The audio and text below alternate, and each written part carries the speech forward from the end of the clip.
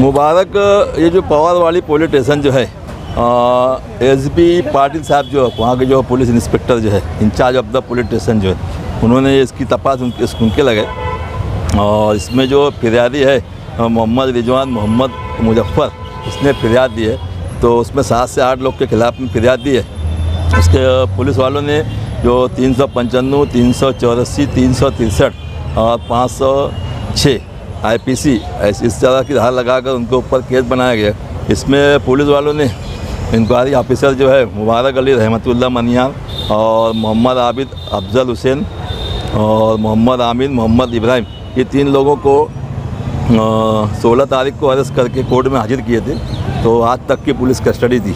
दरमियान में एक आरोपी और जो है मोहम्मद नसरुद्दीन बदरुद्दीन उर्फ नासिर तरासन इसको अरेस्ट किए थे। इसको भी आज तुरंत उसकी भी आज तो ये 4 लोगों की आज MCR हो गई है।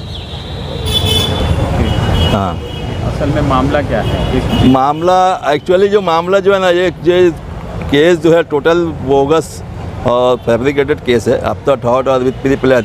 इसकी वजह ऐसी है ना कि पीछे जो ये इसमें जो फिरियादी है फिरियादी ने पीछे एक प्लॉट जो है वो एज एजेंट बोल के उसमें काम किया था अपना। इसमें आमिन कलेजी ऐसे कुछ लोग हैं इसमें सरगना लोग जिस लोगों ने वो एक प्लॉट जो है प्लॉट उसमें बोगस से लेडीज़ को खड़ा करके वो उसकी खरीदी दिए थे। बाद में वो उस पर नाम वगैरह नहीं चला जब ओपन हुआ मामला कि इसमें ऐसा बोगस मामला है। तो उसमें ये कई जो है फिरियादी मोहम्मद रिजवान इसने निहाल अहमद मोहम्मद हारून इसको 12 लाख रुपया जो है वो प्लॉट का जो सौदा हुआ था वो वापस देने के लिए एक नोटरी करके दिया था और दूसरा एक प्लॉट था आधा करके प्लॉट दिया था उसको। तो वो प्लॉट के पैसे वो दे नहीं पा रहा था। एक्चुअली पैसा देना था उसको कलेजी को, कलेजी एंड पार्टी जो है सबके नाम मुझे फ़िलहाल अभी वक्त मेरे पास पेपर नहीं था इसलिए मैं नाम नहीं बोल सकता। बाकी वो लोग के खिलाफ़ में वो लोग ने उसमें वो इन्वॉल्व टोटल हुआ है बोगस केस की मामला बोगस प्लॉट की खरीदी का मामला है। इसलिए इसमें इनको झूठे केस में फंसाया गया इसमें।